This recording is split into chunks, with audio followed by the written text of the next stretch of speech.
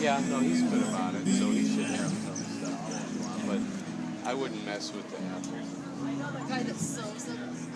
He'll give you low chill peaches, but there are Nemagard rootstock that require 1,800 billion. You may get one or two peaches, maybe nothing.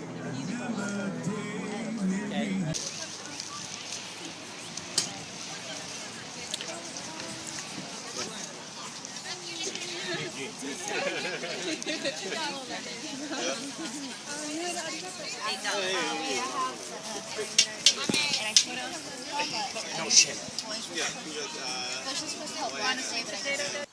All right. All right. Aloha. This is Trevor of the Tropics, here with the one and only Ken Love. Well, thank God. There was more than one. My wife would really go nuts. So I've prepared 21 questions for Ken Love, and here we go. So, where were you born?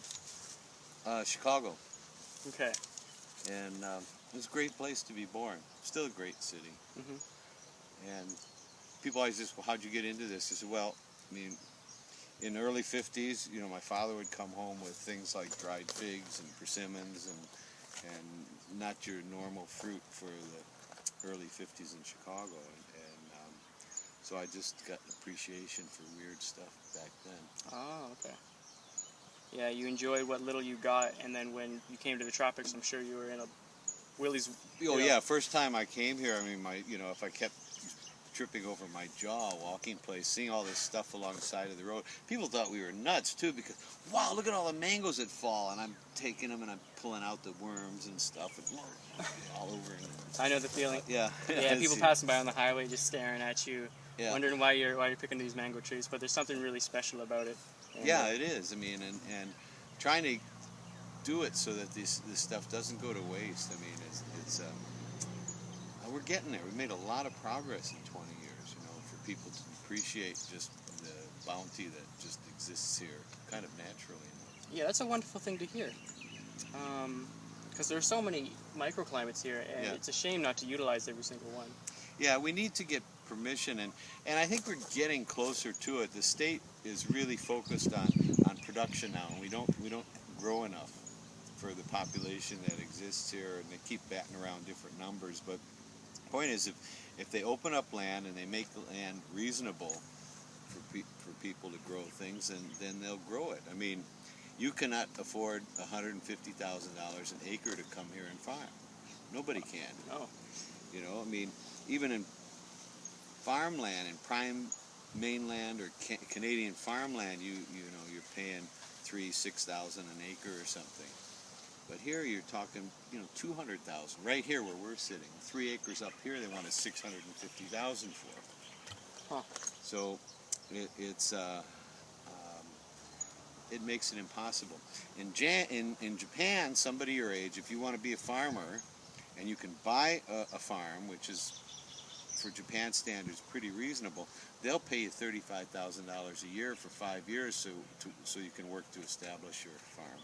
That's beautiful. So the emphasis, you need a greenhouse, they pay basically 70%, you only have to come up with 30% if you need a greenhouse. Wow. So the emphasis is on agriculture, and we need to re-emphasize that all across the U.S. really, not just in Hawaii. Okay. So question 2, what was your... Well, I thought we were down to 7 already. No, Question 2, what was your earliest experience to make you want to become a fruit hunter or fruit connoisseur?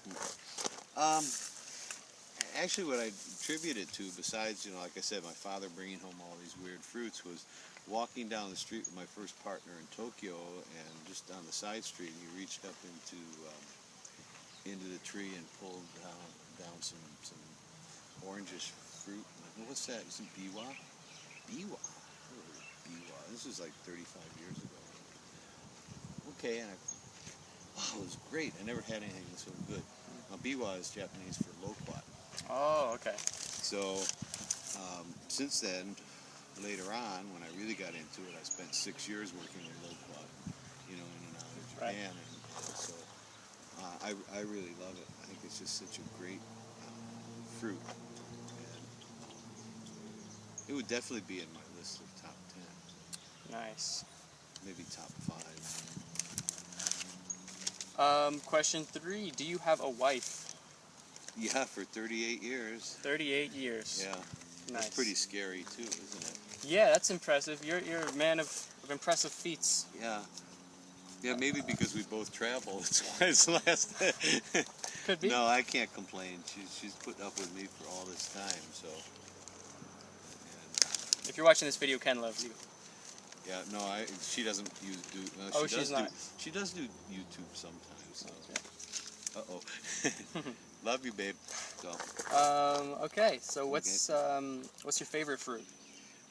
I'm Gemini, and you're the dragon, so that means I can have way more than a favorite fruit. Oh, okay. So I was writing a story yesterday for a magazine in India with a little circulation of 6 million or something, and I was trying to explain. I can't tell you my favorite fruit. You know, I can't. I can tell you the fruit that comes to mind every time people ask that question, but it's going to change. So. Loquat, Rollinia, figs, jackfruit, durian, Jabote Cava. Jabote Cava is hardly on anybody's list. No, I love Jabote Cava. I like its production value. What is it, 3 times a year? Anywhere between 1 and 5 times. Depends on the water. That's an amazing fruit. And it's native to Brazil? Yeah. Yeah. Yeah. Check out Jabote Cava. It's amazing. It grows on and it's like a big purple grape, like and it's called Brazil grape tree sometimes. But yeah, it grows right off of the bark. The whole tree looks purple. Actually, when it flowers, it all looks white. You can't see the bark. It's all little tiny white flowers. Oh, wow. And then it turns all green from the young fruit, and then all purple. And man, it's just great, you know. And just whether it's whole fruit or just mashed fruit, you can just mash it and throw it and then spit out the seeds. It's got tannins in the skin that a lot of people don't like, but that's where a lot of flavor comes from too. In fact, we'll mash it and take the juice from that and just use the plain juice as like a salad dressing or on lettuce or something. Maybe thin it with a little water or something. Oh, okay. So, cool. yeah. Do you write with your right or left hand? Right? With your right hand. Well, writing, you mean? Yeah. Do you write? Oh, on a keyboard, both. Of course. Yeah. People still write. They still write? They Do they still? Yeah, actually, I do. If I'm writing technical pubs for the university, or if I just have an idea for a story, I take an old legal pad and I write it by hand, like if I'm waiting in an airport or a doctor's office or something. And then I go home and retype it onto the computer, and then it's polished at the same time. But there's something about writing longhand and scratching this and making little notes that I still kind of that tactile sense of, like, you wrote, my God. I wrote all of this. Look at this, guys. I wrote all these 21 questions. I've got with my left hand. That's great. I got about 10 of these like spirals like that where I make all those things too. So yeah, much the same actually. All right. So wait. So right or left hand? Right hand. Right hand. Okay, Yeah. I missed that. May I have your job? My job? Yeah. Oh wait, you're. Oh, you want it? Yeah. Can Oh, I have it? it comes with the cane. I got the cane now, guys. So no, I'm really retired. that's that. Okay, see you later. No, it's, I mean, I don't have a job. I don't have any money, so it's. I mean, if I had a job, I'd have money. I used to be. I was a news photographer. I traveled with 5 presidents, the Pope, Prime Minister of New Zealand. Oh yeah, I remember seeing a picture of you in the background with Ronald Reagan or something. Yeah, in the Canadian TV version of the Fruit Hunters movie, they showed me with Reagan, me with Carter. Yeah, I watched that one. Ford. You know, as a news photographer, taking pictures for Associated Press and stuff. So. And that's how you made your fruit hunting money. Yeah, basically. Okay. Doing that, and the posters. I mean, the posters I did out of love, and I didn't think I didn't do it for money. And now people, you know, we got to sell them. So now it's worked out. So every now and there, somebody will buy, you know, $500 worth of posters, or like Michael did for the fruit festival. And so, you know, boy, I can survive for another few months. So That's good. yeah, but that's it. I can't complain. All right. What university did you attend? A little bit at a lot of different ones, from University of Chicago and Columbia and Chiba in Japan. No, I lectured at Chiba. couple different universities, mostly University of Chicago and Columbia College, and probably a few others I can't remember. Oh, okay. Wow, so I've you've been never- to quite a few universities. Yeah, I'm not. I have a kind of photographic memory, so if I'm interested in something, I'll read the book and retain it. So, I mean, I always scare my mother because I can remember an apartment that we lived in when I was 1 year. We moved out of when I was 1, and I can still draw a floor map of the apartment. So, yeah, it's pretty freaky sometimes. It's scary. Okay. If you could have had another passion or another job besides fruit hunting, what would it have been? Well, I also, before I did the photography, I worked as a chef. And so actually when I got celiac, and then when I became vegan 5 years ago, I got back into that. And I have a pretty amazing kitchen, so, and lots of tools, and I still lecture at the Culinary school. And I try to teach students that we have here, the benefits of plant-based things, especially tropical fruit. I just got an award from the American Culinary Federation called a Cutting Edge Award for working with fruit, for training regular chefs, how to utilize fruit. Because before chefs looked at fruit, chefs at big fancy resort hotels looked at fruit, you put it in the in-room basket that guests get when they check in, or it's on the buffet line. Right. So here are these things that they can work with to make salad dressings and sauces, and like balimbi. If you juice balimbi or green star fruit, and you use it, vinegar has zero nutrition. So if you use this fruit instead of vinegar and things, it's an advantage that chefs have. One, you're giving people nutrition. Two, you're giving them, teaching them something that they can appreciate. Mm-hmm. So I know it's not the best for the raw world, but I like mango chutney, and so, but we don't use vinegar, we use balimbi juice. So Wow. the only use sugarcane juice. You finished yours already. I finished my sugarcane juice. It was delicious. That was good.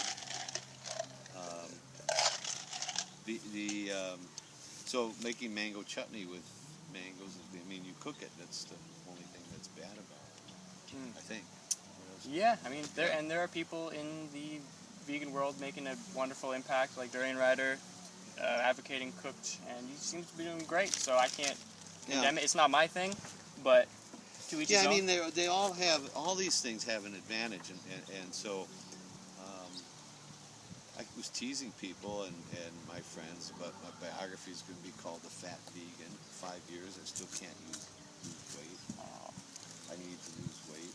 And it's from too much rice, too much avocado, all the stuff that my buddies Dave Klein and John Kohler yell at me about, and they're right, of course. And that's why I'm going to go to True North, or that's why I love going to Woodstock, because it's control. I mean, the only thing that you can eat there is healthy, Mm-hmm. So getting the stuff that Chris made was great. Following some of his recipes was great. I just don't have the energy to do that. Now, when I win the $1 million lottery and Chris Kennel can have a full-time job at my house, that's great. I'd be raw all the time. Mm-hmm. Actually, I like at Maui too. Maui Whole Foods, which Dave doesn't like, but they have a raw bar there. And when I say raw bar, I don't mean oysters and crap. I mean like raw. They have a raw pizza. Man, it's amazing. Just great. But $10 for one slice of pizza, you can't do that all the time. Yeah, it's not practical. No. Okay, so, how's the jobs market for a fruit hunter? Well, there's no such thing. There's no such thing. Let's skip that question. Well, not but skip it, actually, I mean, it's just something you do for love in conjunction with your other job. And so if you get another job, I mean, as a photographer, I got to go to Southeast Asia a lot, all sorts of crazy countries, and I can remember, I'm supposed to be photographing telecommunication sites out in the jungle, and all I'm doing is looking for weird durian and fruit trees, and then I saw a sign that says, "Please beware of the tigers." And I thought, maybe it's time to go back. But yeah, so you find a job that supports that lifestyle that you also like doing. So I've never worked a day in my life because I've always been lucky enough to find things that somehow I managed to support myself and kids and wife with, and still love doing. Like fruit hunting. So you know how that started, the whole fruit hunter thing? How? Okay, so thought you'd never ask. Question 22, right? Yeah. Well, Adam Goldner, the author, originally called me up and said, and he was, I'm a writer. I'm from Montreal, and I want to do a story for Air Canada magazine on fruit tourism. And you know, it's February, and I think, and I'm in Hawaii, and everybody in Canada wants to go to Hawaii in February, right? Mm-hmm. Yeah. So he came out. He did a story for Air Canada magazine on fruit tourism. It was a great little story. I made him plant a lychee tree and eat all kinds of strange things, and he loved it. And next thing I know, like 3-4 years later, there's this book out, and the book, he sent me a copy of the book, and it was really great. And then a couple years after that, they're going to do a movie about it. And the guy, first I thought it was going to be like a Hollywood thing, because somebody called me up. He said, "Well, is it all right if Tom Selleck plays you?" And, well, yeah, why not? You know, I mean. And then next thing I know, Young Chang's doing it, and it's a documentary, and I get to be me, which was even cooler. So, anyway, that's the whole thing. How it started from the story on fruit tourism to the book to the movie. So, Cool. Everybody forgets the Air Canada, and Air Canada has really helped to get the whole movement started in that sense by supporting Adam's story on tropical fruit tourism. Wow. Well, Air Canada, you get the thumbs up today. Didn't see that one coming. Nope. Now they need to sponsor you so you can go around doing these stories all the time. Mm-hmm. Yep. And writing in your pad for Air Canada. See, I plugged you, Air Canada. Yeah, okay. Do fruit hunters get a lot of chicks? Probably young, skinny, good-looking ones, but old fat guys like me. Yeah, but the ones that are, I mean, I met lots of them, you know, especially like at Woodstock, and they're really cool, like Lindsay, who's married, and Freely, who's married, you know. I don't want to get in the middle of that. Yeah. Yeah. But there's some really neat people out there in this movement. Yeah, in this line of work, you're bound to meet some beautiful people. Yeah, absolutely. So, isn't fruit hunter just a macho way of saying gatherer? Yeah, I mean, or gleaner or gatherer or something. Yeah, basically. Okay. Except the difference is I'm doing a lot of research, and I think that the research and helping to perpetuate a whole industry or to spread these fruit to different multinational locations is different than just picking up fruit around you and selling it. Oh. And so a lot of the people that I know who are in this kind of thing, we're there's, you know, like Oscar and Pahoa at Fruit Lovers, and a lot of the people in the movie, they're spreading seeds and plants all over the world. So we're trying to share the wealth, and that's how a lot of people make money at it. But there's plants that are on the bench by my house that only exist in India and on the bench at my house, or in Ecuador and on the bench in my house. So these are things that I want to do. Like I was saying before, we brought first thing was 50 different types of figs to Hawaii, and now we have all these different varieties so that we can have figs year-round. Now we're experimenting with all these grapes so that we can have grapes in a tropical location, which is tricky, but it's doable. I mean, they made wine here in the late 1700s, so it can be done. You know, growing grapes at low elevations. So I think the whole fruit hunting biz is much more than just gleaning. I see. Yeah. And plus we're finding things, like I was saying, this is the Amy Greenwell Ethnobotanical Garden where we're sitting, and it's beautiful. We back up each other's collections. We found them a banana that had thought to have been extinct for 100 years.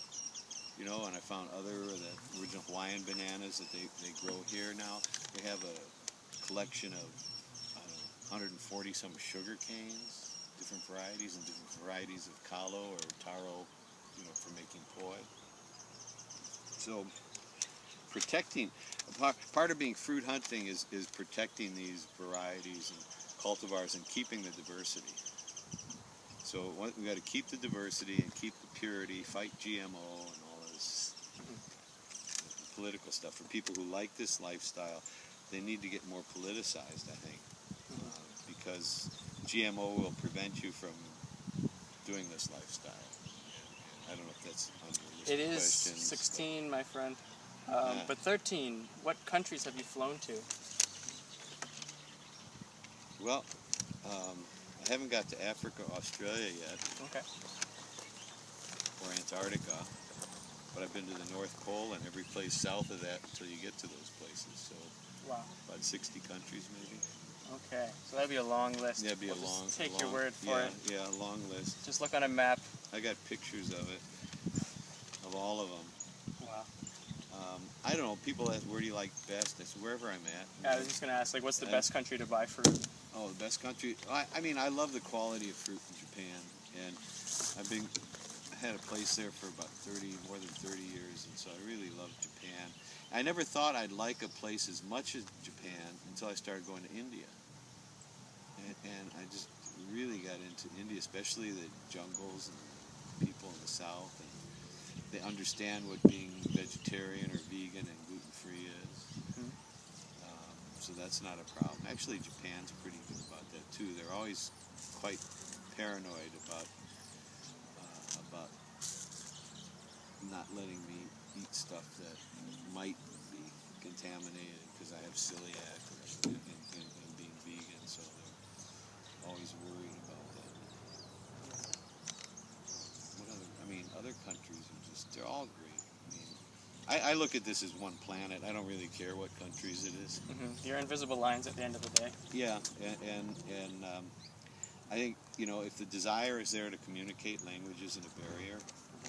So I can get by in a lot of different languages, and places I can't get by, it's usually not a problem. What would you say the best country is to have a permaculture farm? Best country to have a permaculture. Well, I don't know. If I was like your age and I wanted to farm again, I would do it in a temperate climate so I could have the winter off and go to someplace tropical. I like north central Pennsylvania, where I once a friend used to live there, and he was in a car accident, and I went and stayed with his family. This was 40 years ago. And it was just, you know, a little stream in the backyard, you know. You can just watch fish jumping and turtles and frogs everywhere. And it just, and I had a garden that could grow anything during the summer. And it was just a beautiful thing on the side of a mountain, little tiny town of about 60 people. And so that kind of location. Pennsylvania. Yeah, Did not see that one coming. Yeah, I know. I like fooling you, that's all. I mean, yeah, I could have said Pacific Northwest or southern Japan. Ishigaki Island is real nice. We were looking at land in Kasaragod, India, and Kerala, Karnataka border area, the Western Ghats, deal with cobras and tigers and elephants all the time. I was walking around there and turned the little road, and there's an elephant in the middle of the road, you know. Wow. Yeah, I haven't been to the real tropics. This is the easy tropics, I heard it termed. I've never seen elephants or cobras or tigers in their natural environment, so I don't know how I would fare, if I would enjoy that or not. Yeah. You just have to be aware of it, but there's a mutual respect there between animals and humans for the most part. They're pretty savvy, I think, in sense when they're in endangered and need to fight back. So I just started talking to the elephant, and he looked at me and just kind of waved his trunk and just kind of, see you later, and took off. Of course, snakes are not. So when I was a kid, I collected snakes. I had pet snakes, and garter snake George, who used to crawl up and around my neck and sit there and just wave at people. All through India, I'm looking, under everything. There's a Japanese expression, yabu hebi, don't poke the bush or you might get a snake. So I'm poking everything, and I wanted to see a cobra in the wild in India. I mean, this is area where we were around Calcutta. It has the highest concentration of cobras in the world. Now, it's not the most poisonous concentration of snakes. That's Australia, I think. But for the most snakes per square kilometer or something, never saw one. So I went from there to Japan. I'm in the middle of Tokyo. We went to my friend's house, and we're leaving to go out to dinner. And there on the gate in front of his house is a mamushi, which is a slightly poisonous snake. It's about a 3 foot long. So all this time, a month running through India, and then I get to Tokyo, and there's a snake on the fence in the middle of Tokyo. So I picked it up and I put him in the bushes, and my friend's wife freaked because I picked up the snake. You want to wash your hands? Nah, I'm a guy. That's how we wash our hands. Yeah. Right. So anyway, Just sorry. dust it off. Yeah. Hope you got batteries in that thing. Yeah, this thing should record. It's at 100% batteries. Am I still recording? I've never recorded a video this way. Oh yeah, we're good at 26 minutes. I'll just edit that part out. What's your stance on GMO? I think it's a disease of civilization. I think I have celiac disease because of GMO. Wow. So you said 26 minutes? I think I can keep this under that. So, oh no, it is 26 minutes. Oh, okay. That's far. Oh, we can go on for as long as... All right. I'll be editing some extraneous matter. Anyway, I used to be somewhat ambivalent. I never liked it, but I tried to stay out of the fray just because I do a lot of work with a lot of the professors who support it. And then I saw some of them on TV expouting the biggest crock of shit that I ever saw in my life. And it's just that, well, because nature intended things to cross-pollinate, they equated that with taking the genes from, a tomato and sticking it in a trout. So you get pink salmon or something. Yeah, the frost-resistant tomato. So the big difference between GMO, you have to define it carefully, and transgenics. So GMO, if you outlaw all GMO, that's bad, because that means I can't cross Atamoya, and Cherimoya or something. Oh, really? Yeah, I mean, so that's cross-pollination is you're genetically modifying something. Yeah. But transgenics is what should be outlawed, where you're taking the... So, yeah, I mean, it's a I always found that technicality, but they equate it. They figure that's safe in nature, then if we do it scientifically, it's safe. Well, there's a reason that species don't intermix in nature, I mean, that it prevents that. And so if we start tampering with that has great potential. I mean, I think, and even the handmade stuff is. I think I'm sick because of the way the wheats were pollinated in the 60s. Norman Borlaug won the Nobel Prize for feeding the world in the Green Revolution. But he crossed wheat with, now has 14 times the amount of gliadin protein or gluten. And I have celiac disease. Nobody in my family has celiac disease. What country do you think used the most wheat? So the early adopters of these wheats. Who would use the most semolina? Can't eat the most pasta. Oh, the Italians. Yeah, of course. So naturally, they have the most problem with celiac and all these autoimmune things. Children are tested at childbirth for celiac disease. How because they adopted these American wheats, and of course the French, who don't want anything to do with our wheats, they have very low levels. We're Italians 1 out of 88. We're like 1 out of 100 to 133, depending on whose statistics you want to read. Okay. And then the French are like 1 out of 500 or something. They don't have the same problems because they didn't adopt all the wheats. And plus, my generation, being the first post-World War II generation, and all the chemicals and shit in the food that we were given in the 50s, that's another reason. We're the first generation who's expected to live less than our parents. Wow. Because of the chemicals and because of the way things were modified. So Borlaug might have been feeding the world, but he's also was killing it. And people hate when I say that because he's such a hero to many in third world countries. But I'm sorry, you know. I just think that these wheats that he created made a lot of people ill.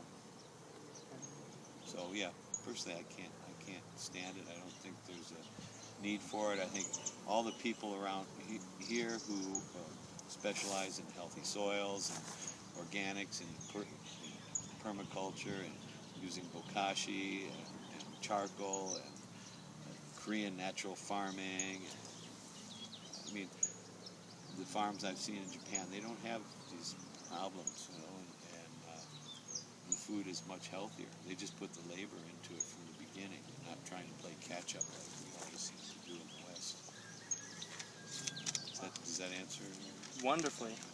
Okay. 17. You attended the Woodstock Fruit Festival. Are you going to become a frugivore? I mean, I like the guy. I am. It's always the first choice if I eat fruit, you know. So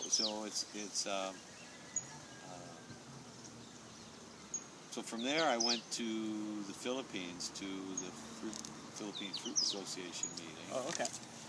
And for dinner, when they had all the Philippine food, they saved me durian. And so I ate pretty much durian, and then sometimes I'd mix it with rice. Durian mixed with rice was pretty darn good.